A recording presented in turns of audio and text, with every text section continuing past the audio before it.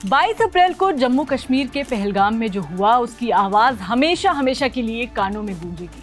और इसी के बाद भारत ने ठान लिया कि अब पाकिस्तान को इसका खमियाजा भुगतना होगा, और ऐसा भुगतना होगा कि उसकी कई पीढ़ियां याद रखेंगी। भारत सरकार ने पाकिस्तान के खिलाफ आतंकवाद को सपोर्ट करने पर कई कड़े डिप्लोमेटिक कदम उठाए हैं। हमले के तुरंत बाद इंडस वाटर ट्रीटी से लेकर अटारी वाघा बॉर्डर तक कुछ कड़े फैसले लिए गए। फिर रिसेंटली भारत ने पाकिस्तान के खिलाफ एक ही दिन में 3 बड़े फैसले लिए, जैसे पाकिस्तान से सभी इंपोर्ट पर पूरी तरह से बैन लगाया गया, दोनों देशों के बीच पोस्टल सर्विसेज को पूरी तरह से सस्पेंड कर दिया गया और पाकिस्तानी शिप्स के इंडियन पोर्ट्स पर डॉकिंग पर रोक लगा दी गई। तो वीडियो में बात करेंगे ऐसे 10 बड़े एक्शंस के बारे में जो भारत ने पाकिस्तान के खिलाफ लिए हैं। मेरा नाम है हरीम और आप देख रहे हैं स्विच। पाकिस्तान से सभी इंपोर्ट पर बैन। सरकार ने सभी लूप होल्स को बंद करने और किसी भी चैनल से पाकिस्तानी सामान की एंट्री को रोकने के लिए पाकिस्तान से आने वाले या वहां से एक्सपोर्ट किए गए सभी सामानों के इंपोर्ट और ट्रांजिट पर इमीडिएट रोक लगा दी। ये जानकारी 2 मई को ministry of commerce and industry ने एक नोटिफिकेशन जारी करके दी। इससे पहले 24 अप्रैल को अटारी के इंटीग्रेटेड चेक पोस्ट ICP को बंद कर दिया गया था, जिससे 3,886 करोड़ का क्रॉस बॉर्डर ट्रेड रुक गया था। हालांकि इसके बावजूद पाकिस्तानी सामान दूसरे देशों के जरिए भारत आ रहा था। Directorate general of foreign trade DGFT के मुताबिक जो नोटिफिकेशन आया था उसमें लिखा था, पाकिस्तान से ओरिजिन या वहां से एक्सपोर्टेड किसी भी प्रकार का सामान, चाहे वो फ्रीली इंपोर्टेबल हो या नहीं, उसका डायरेक्ट या इनडायरेक्ट इंपोर्ट या ट्रांजिट तत्काल प्रभाव से अगले आदेश तक प्रतिबंधित रहेगा। कोई भी एक्सेप्शन केवल भारत सरकार की मंजूरी से ही दी जा सकेगी। ऑफिशियल आंकड़ों के अनुसार भारत पाकिस्तान को मेनली सोयाबीन, पोल्ट्री फीड, सब्जियां, रेड चिलीज, प्लास्टिक ग्रैन्यूल्स और प्लास्टिक यार्न एक्सपोर्ट करता था, जबकि पाकिस्तान से dry fruits, dates, gypsum, cement, glass, rock salt और हर्ब्स का इंपोर्ट होता था। अगला एक्शन, पाकिस्तानी शिप्स को इंडियन पोर्ट्स में प्रवेश नहीं। भारत ने पाकिस्तानी शिप्स को इंडियन पोर्ट्स पर आने से प्रतिबंधित कर दिया। साथ ही इंडियन शिप्स को भी पाकिस्तानी पोर्ट्स पर जाने से मना कर दिया गया। भारत की maritime authority directorate general of shipping ने जारी आदेश में कहा कि ये प्रतिबंध तत्काल प्रभाव से और अगले आदेश तक लागू रहेगा, ताकि भारतीय संपत्तियों, कार्गो और संबंधित इंफ्रास्ट्रक्चर की सेफ्टी इंश्योर की जा सके। DGS ने आदेश में कहा कि पाकिस्तान के फ्लैग वाली कोई भी शिप किसी भी इंडियन पोर्ट पर नहीं आएगी और इंडियन फ्लैग वाली कोई भी शिप किसी भी पाकिस्तानी पोर्ट पर नहीं जाएगी।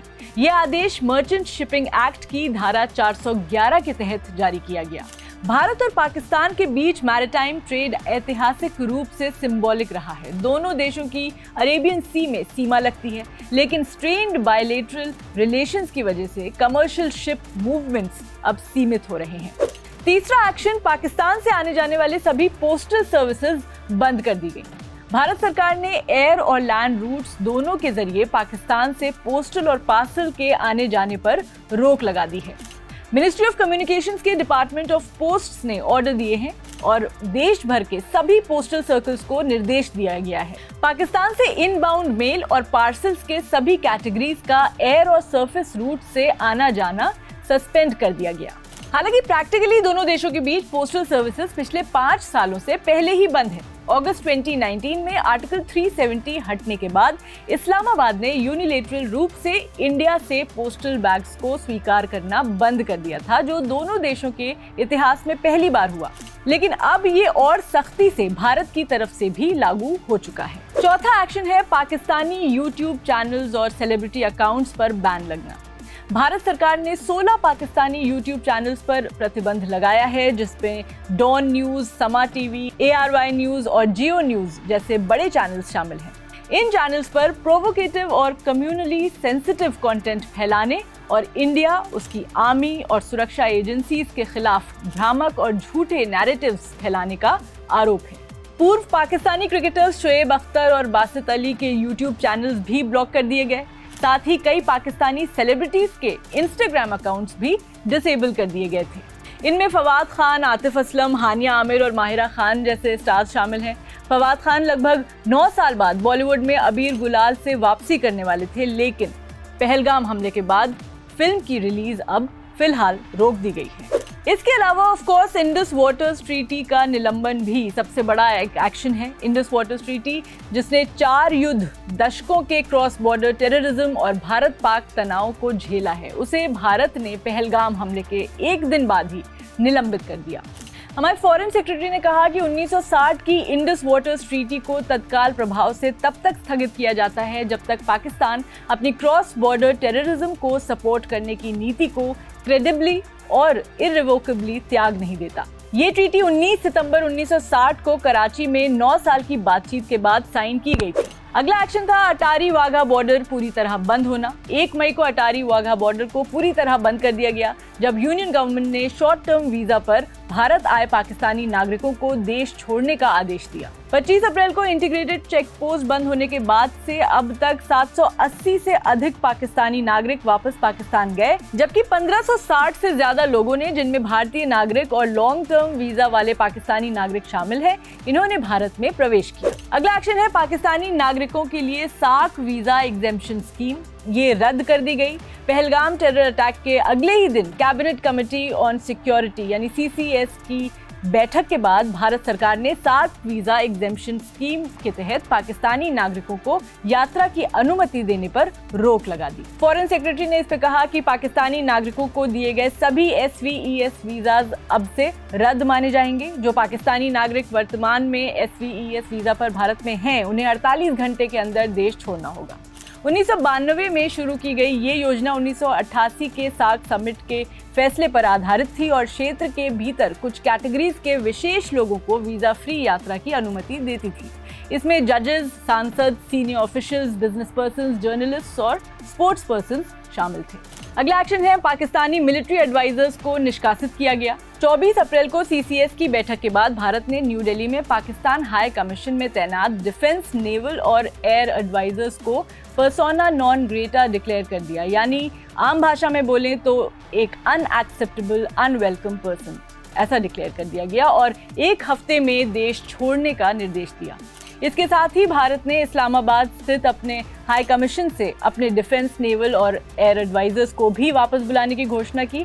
इन पदों को रद्द कर दिया गया है और दोनों मिशन से 5 सपोर्ट स्टाफ को भी वापस बुलाया जाएगा। नेक्स्ट एक्शन है पाकिस्तानी हाई कमीशन में डिप्लोमेटिक स्टाफ घटाया। भारत ने पाकिस्तान में अपने हाई कमीशन के डिप्लोमेटिक स्टाफ की संख्या 55 से घटाकर 30 कर दी है। ये फैसला 1 मई से लागू हुआ। And last but not the least, आतंकवादियों के परिजनों के 9 मकान ढहाए गए। पहलगाम हमले के बाद आतंक के खिलाफ कार्रवाई करते हुए सुरक्षा बलों ने कम से कम 9 मकानों को ध्वस्त कर दिया। सबसे पहले लश्कर-ए-तैयबा के आतंकवादी आदिल अहमद ठोकर के घर को उड़ाया गया, जो इस हमले में शामिल बताया जा रहा था। इसके अलावा पुलवामा, बांदीपुरा और कुपवाड़ा में अन्य संदिग्धों के मकान भी गिराए गए। इस हमले की जिम्मेदारी द रेजिस्टेंस फ्रंट ने ली है, जो पाकिस्तान आधारित प्रतिबंधित आतंकवादी संगठन लश्कर-ए-तैयबा का एक समूह है। हमला साउथ कश्मीर के पहलगाम में बैसारन मेडो में हुआ था। तो इस तरह भारत ने पाकिस्तान के खिलाफ ये 10 बड़े एक्शंस लेकर उसको डरा तो दिया है, और पाकिस्तान और भी डरा हुआ इसलिए है क्योंकि अब वॉर का खतरा भी मंडरा रहा है। और ये तो काफी ऑब्वियस है कि अगर वॉर होगी तो पाकिस्तान पूरी तरह तहस नहस हो जाएगा, क्योंकि रिपोर्ट्स बता रही हैं कि पाकिस्तान के पास इतनी आर्टिलरी नहीं है। वॉर सिचुएशन में पाकिस्तान के हथियार 4 दिन में एग्जॉस्ट हो सकते हैं। ऐसे में पाकिस्तान यही दुआ कर रहा है कि वॉर ना हो, लेकिन जो उसकी हरकतें हैं, तो एक्सपर्ट्स कह रहे हैं कि उनको देखते हुए भारत बिना सबक सिखाए पाकिस्तान को जीने नहीं देगा, विच इट ट्रूली डिजर्व्स। आपकी मामले पर क्या राय है, कमेंट्स में बताइए और स्विच को सब्सक्राइब कीजिए।